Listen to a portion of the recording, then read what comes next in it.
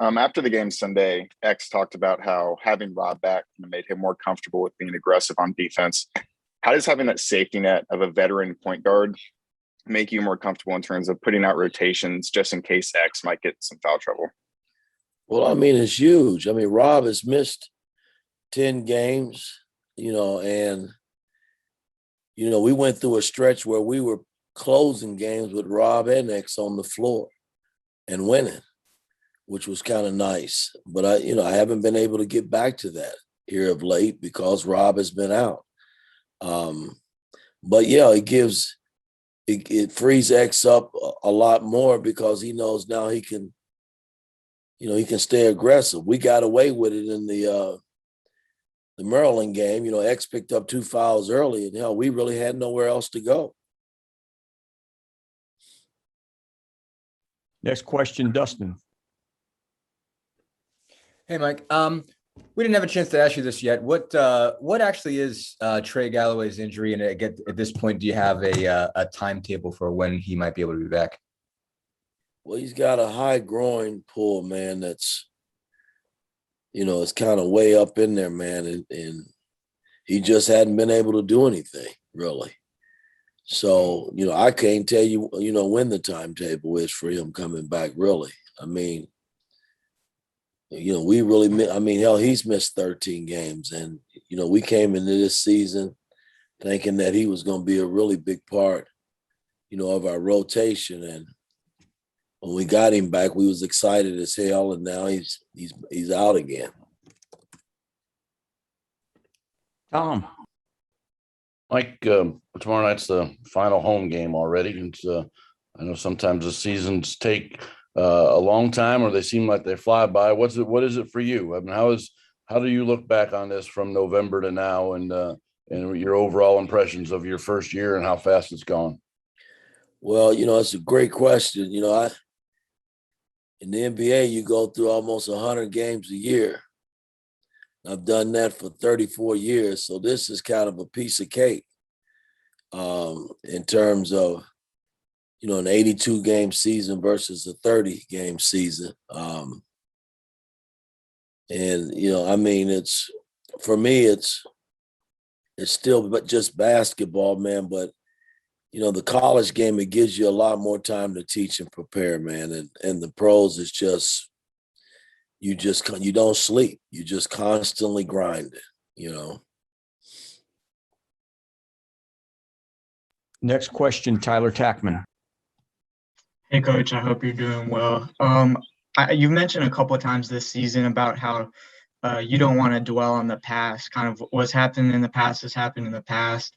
And I was curious, where did you get that mindset from? Is there like an experience in your life where you kind of developed that way of thinking, or is there someone that taught that to you? How did you kind of figure out that philosophy of thinking? Well, again, guys, you think about your everyday life, your own individual lives, man. I mean, things that happened in the past, you can't go back, good or bad. You can't. You learn from the mistakes that you've made in the past, and you sometimes relive the good things, but you can't go back and get it, man. I just I think ahead, man. That's just the makeup of how I've been from pretty much the time I left here and went into the NBA. And you could probably say it started here because, the crazy thing here was, Knight never let you forget the past. And I don't either when it comes to games. I mean, we always go back and we look at the game. I'm not going to never let them forget that. I mean, good or bad, we learn from watching film. And I've always thought that was a major tool, but I can't live in the past, man. I just, I've had a good run, in terms of my life, and man, I take it a day at a time. And the fact that I'm back here trying to push these guys in the right directions to do the right things, man, on and off the court. That's what it's about to me right now. Mike Schumann. Yeah, Coach, I wanted to ask you something specific about Xavier Johnson's game. It seemed like earlier in the year, when he was getting downhill, he was taking a lot of kind of off balance, contested shots, getting himself in trouble sometimes. And he really seems to have developed in that area where his judgment, once he gets past his man, he's either taking a good shot or he's finding the open man. Can you talk about just his progression in that specific aspect of his game? Well, you're right on when you say that. Because, again, I mean, I watched him play at Pitt, and he played very loosely there. And I'm trying to get him to play more. And that's no knock against the Pitt coach and how his system was set up. I'm trying to get him to play non-reckless, where he's including his teammates and we're trying to make him be a complete point guard. A good point guard, man, can get his own shots and can set up everybody else around him. I mean, that's what the good point guards do. So, that's something that we've been trying to teach him, when we brought him on board. And, and he's had a roller coaster ride. I mean, early on, like you said, he got down there and he got stuck a lot of times, didn't have nowhere to go with the ball. And then he went through a phase where the game started to slow down and he started seeing things around him, as well as when it was time to make the right play for himself. And then he hit another stretch where it was the other way again. And now he's playing really good basketball for us, which is kind of nice to see. Kevin. Yeah, Coach, just following up on that point, you're going to be facing a Rutgers team that's, one of the best defensive teams in the league, along with yourselves. Just the importance of Xavier's decision-making. I mean, Caleb McConnell's leading the Big Ten in steals. That's the importance of that ball security aspect of him and the rest of the offense heading into a game like this. Well, again, I mean, we pretty much have seen everything this season. I go all the way back to that St. John's game, and they made us have to play, man. I mean, we really prepared for them because of the fact that they press and they do a lot of junk things that make you have to think about what you're doing on the floor, man. And it was a hell of a game. And, this team is no different. They press some.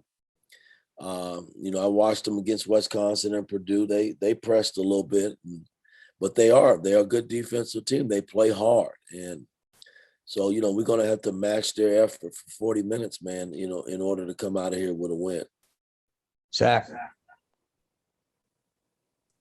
Mike, it's your first senior day as a coach, and it's obviously complicated by the fact that even guys who are technically seniors can come back if they want because of this COVID year. Who do you expect to go through kind of senior night stuff after the game Wednesday? And how do you what are the conversations like with guys who may be debating, do I want to kind of call time on my IU career here, or do I want to consider taking that COVID year? Well, I haven't really had any discussions with them about it, to be honest with you. I think there'll be a few players that, that take the senior walk. And hey, I'm all for whatever they want to do. But at the end of the day, we got to make decisions as a staff with our program once, the season's over with. And I'm sure there are going to be players that, with this portal thing, you have no control. These guys can tell you one thing and do another. It's just a part of it. Hell, I lost 3 players coming into this season, in the portal, which, 2 gave me an opportunity to court them and try to get them to stay on. And 1 left, before I actually got the job. He'd already had his decision made. So it's chaotic right now, in terms of how this thing is going to play out. And all I can do is, wait until the season's over with and just see where we are as a ball club. And, if there's guys that's going to take that walk tonight and as a senior or tomorrow as a senior, then all I can do is wish them well and tell them that, hey, if there's anything I can do, I'm obligated as their coach to help them. may it be pursuing their basketball career or going into the job market, I'm obligated to help them do that. And I will, whatever, that anybody decides to do if they want to leave. So, but I can't really give you a definitive answer because, again, man, it's just, basketball right now is so different in regards to this portal and people being able to come back or leave. And so at this stage, I'm searching just like you guys are probably wanting answers. So that's where I am. Jim Coyle.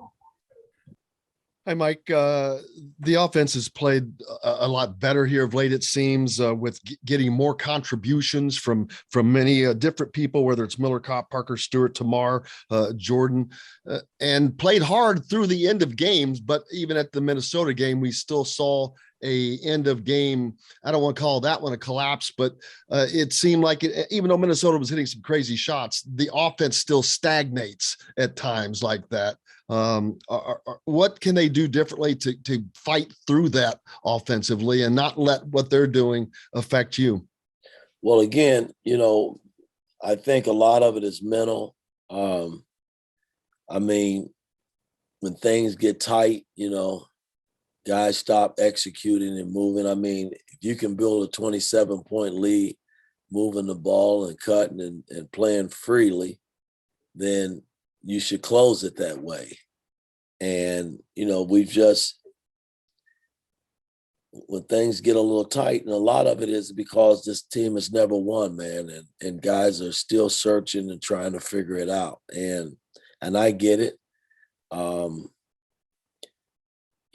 I'm going to keep saying it. I got to help them get over the hump, man. I don't care what, how you guys think and feel about it. It's my job to help them in that regard, to relax and play like you got the lead. I mean, that's kind of how it's been our MO the whole season. When we've lost, we've been competitive. We've led in games and we played freely. And then when things got a little tight, we succumb sometimes. And, the beauty about the other night, even though they cut it, we still made the plays that we had to make to bring it home. Last question, Mike Pegram.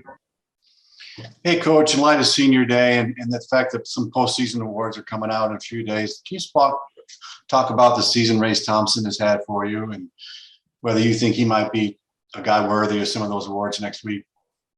Well, I mean, listen, he's been one of the most consistent players in the Big Ten. I mean, his numbers are very, very consistent in terms of how he's played, and we've all benefited from it. I mean, I don't think anybody saw that coming into this season. But again, you gotta pat him on the butt and say, hey, job well done. Still got a lot of work still left. But the work that he's put in practice and on the floor has paid off for him, and we've benefited from it.